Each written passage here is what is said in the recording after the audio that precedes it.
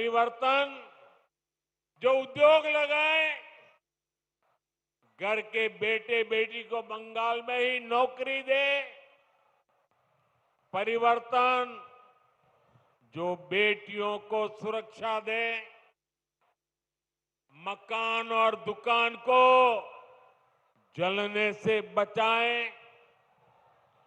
परिवर्तन जो किसान को सुविधा दे, किसान को सम्मान दे, फसल का सही दाम दे, परिवर्तन जहां अपराधी और भ्रष्टाचारी सरकार में नहीं जेल में होंगे, ऐसा परिवर्तन जहां सुशासन होगा, गरीब से गरीब भी सम्मान का जीवन जिएगा। और ये सच्चा परिवर्तन सिर्फ और सिर्फ भाजपा ही ला सकती है। और इसलिए बंगाल के घर घर में हमें एक बात पहुंचानी है। बंगाल के हर कोने से एक ही आवाज आनी चाहिए, बाजते चाय बीजेपी ताई।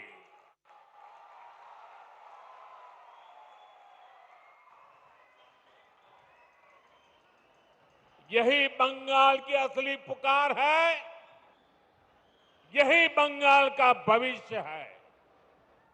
साथियों, ये वर्ष डॉक्टर श्यामा प्रसाद मुखर्जी की जन्म जयंती का 125वां वर्ष है। भाजपा का तो जन्म ही डॉक्टर मुखर्जी के आशीर्वाद से हुआ है। वे भारत के औद्योगिक विकास के जनक रहे हैं। दुर्भाग्य से कांग्रेस ने कभी उनको इसका श्रेय नहीं दिया। देश के पहले उद्योग मंत्री के रूप में भारत की पहली इंडस्ट्रियल पॉलिसी उन्होंने ही बनाई थी। उनकी नीतियों में बंगाल की इस धरती की कुशलता थी, यहां से मिला अनुभव था। अगर हम उस नीति पर चले होते तो देश की तस्वीर कुछ और होती, लेकिन उन नीतियों को भुला दिया गया। फिर ऐसा भटकाव हुआ कि हम पूरी तरह से विदेशों पर निर्भर हो गए। और मेरे प्यारे बंगाल के भाइयों बहनों, हमें गर्व है कि हम डॉक्टर श्यामा प्रसाद मुखर्जी के सैनिक हैं। हम मां भारती के सेवक हैं। जो सपने डॉक्टर श्यामा प्रसाद मुखर्जी ने देखे थे, उसके लिए एक सैनिक की तरह हम अपना जीवन खपा रहे हैं। बंगाल की प्रबुद्ध जनता जानती है कि दूसरों पर निर्भरता यानी आत्मसम्मान पर चोट, इसी स्थिति से हमें देश को बाहर निकालना है। इसलिए आज देश ने आत्मनिर्भरता का मूल मंत्र लेकर के नई ऊंचाइयों को प्राप्त करने का फैसला लिया है। मेक इन इंडिया आज एक बड़ी सिद्धि बन रहा है, जिसके लिए हमारा कोलकाता, हमारा बंगाल जाना जाता था। वो गौरवशाली अतीत हमें मिलकर के फिर से लौटाना है। इसलिए आज बंगाल में एक ही गूंज है, टीएमसी के शोराव, बांग्ला के बचाओ। साथियों, भाजपा जो संकल्प लेती है वो सिद्ध करके दिखाती है। इसका ताजा प्रमाण अभी हमने ऑपरेशन सिंदूर के दौरान देखा है।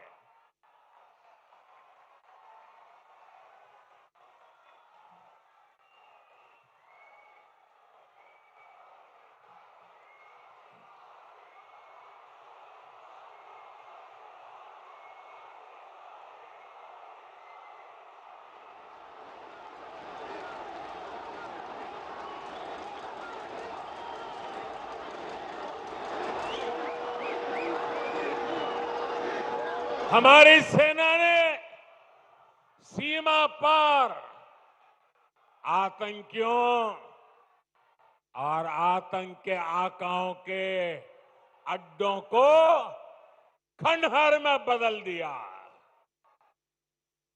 हमारी सेनाओं ने आतंकियों को ऐसा सबक सिखाया कि पाकिस्तान की आज भी नींद उड़ी हुई है। भारत की इस सफलता के पीछे बहुत बड़ी शक्ति मेड इन इंडिया अस्त्र शस्त्र की रही है और मुझे गर्व है कि भारत की सेना को ताकत देने में बंगाल के इस इलाके की भूमि का बहुत बड़ा योगदान है। इच्छापुर में गुलामी के कालखंड में डिफेंस मैन्युफैक्चरिंग का काम शुरू हुआ था, लेकिन कांग्रेस की सरकारों ने भारत की ऐसी डिफेंस इंडस्ट्री को बर्बाद कर दिया था, हमारी सेना को विदेशों पर निर्भर कर दिया था। अब भाजपा सरकार ने भारत की डिफेंस इंडस्ट्री को नई ऊर्जा दी। इसका लाभ यहां की फैक्ट्री को भी मिला है। आज ये फैक्ट्री आधुनिक राइफल और अन्य हथियार बना रही है। इससे यहां छोटे छोटे उद्यमियों के लिए नए अवसर बने हैं। इन कारखानों के कारण दमदम, बैरकपुर क्षेत्र में हजारों लोगों को रोजगार मिल रहा है। साथियों, इच्छापुर डिफेंस फैक्ट्री सिर्फ एक उदाहरण है। आप यहां 2026 में भाजपा सरकार बनाइए, हम बंगाल को डॉक्टर श्यामा प्रसाद मुखर्जी के सपनों का बंगाल बनाएंगे।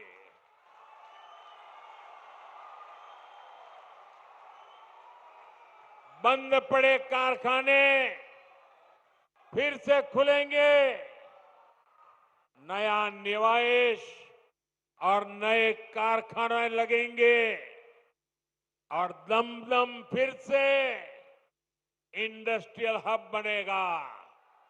ये भाजपा का संकल्प है।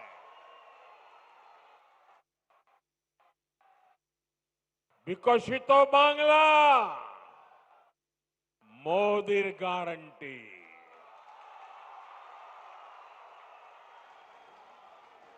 साथियों, भाजपा के पास पश्चिम बंगाल के विकास का एक ठोस प्लान है, एक रोडमैप है, लेकिन टीएमसी विकास की दुश्मन है।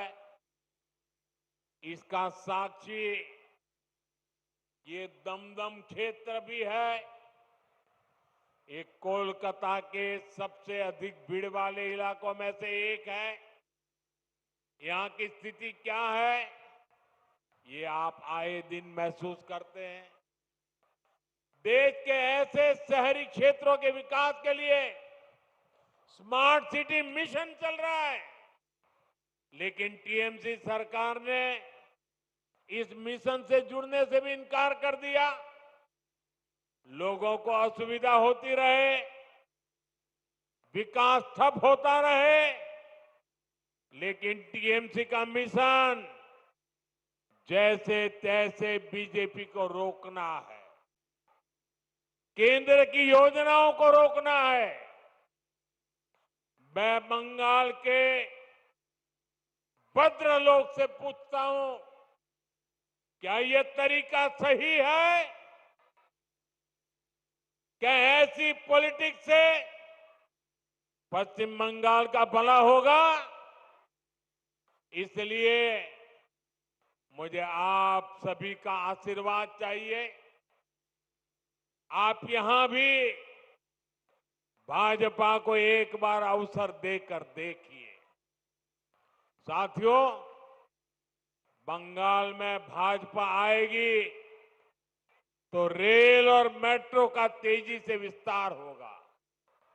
मैं तो चाहूंगा कि यहीं पर इलेक्ट्रिक व्हीकल से जुड़ा व्यापक इंफ्रास्ट्रक्चर बने। यहां बहुत बड़ी मात्रा में इन्वेस्टमेंट आए, नौजवानों को रोजगार मिले। ये तभी होगा जब यहां कानून का राज आएगा, जब यहां भ्रष्टाचार पर लगाम लगेगी और जब बंगाल में डबल इंजन की भाजपा सरकार होगी। साथियों, पश्चिम बंगाल के पास इतिहास और संस्कृति की भी अनमोल धरोहर है। ये बांग्ला विरासत विकसित बंगाल बनाने के अभियान को प्रेरणा देगी।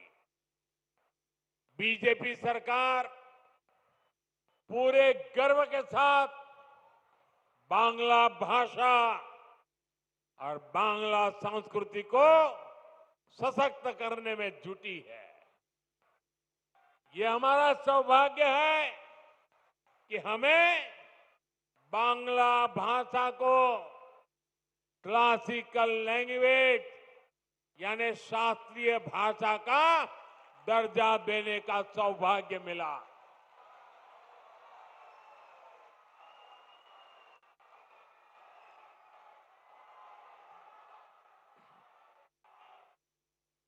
साथियों, यहां बनने वाली भाजपा सरकार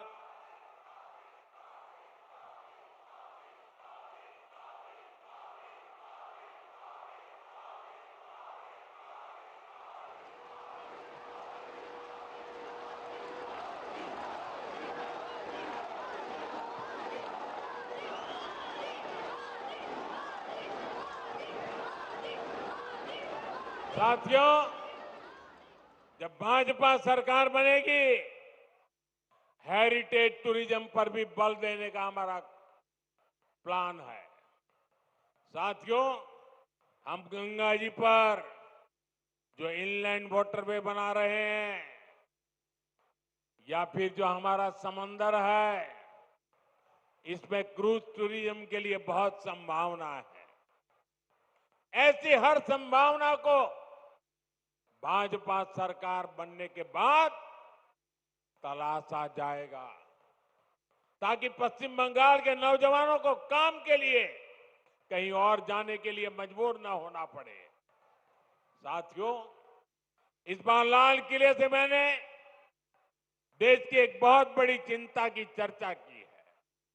ये चिंता घुसपैठ के बढ़ते खतरे की है। कोलकाता के, पश्चिम बंगाल के लोग समय से आगे की सोचते हैं। इसलिए आपके बीच मैं लगातार इस बहुत बड़ी राष्ट्रीय चुनौती की चर्चा करता रहा। आजकल आप देखते हैं, जिन देशों को विकसित कहा जाता है, जिनके पास संसाधनों की कोई कमी नहीं है, वहां घुसपैठियों के खिलाफ मुहिम चल रही है। ये देश अब घुसपैठियों को ज्यादा नहीं सह सकता। घुसपैठियों को निकालना चाहिए कि नहीं निकालना चाहिए? घुसपैठिए जाने चाहिए कि नहीं जाने चाहिए? उनको भगाना होगा कि नहीं भगाना होगा? कौन भगा सकता है? कौन भगा सकता है?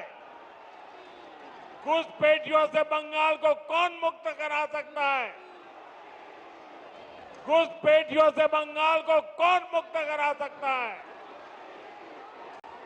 साथियों, मोदी नहीं, भाजपा नहीं, आपका एक वोट करा सकता है। आपका एक वोट, एक बार वोट दे दीजिए, ये घुसपैठिए भाग जाने लग जाएंगे जी। साथियों, भारत के पास तो संसाधन सीमित है। हमें अपने नौजवानों को रोजगार देना है, अपने नागरिकों को सुविधाएं देनी है। जो घुसपैठिए हमारे नौजवानों का रोजगार छीन रहे हैं, जो हमारे इंफ्रास्ट्रक्चर पर दबाव डाल रहे हैं, जो हमारी बहनों बेटियों के साथ अत्याचार कर रहे हैं, ऐसे घुसपैठियों को हम भारत में नहीं रहने देंगे।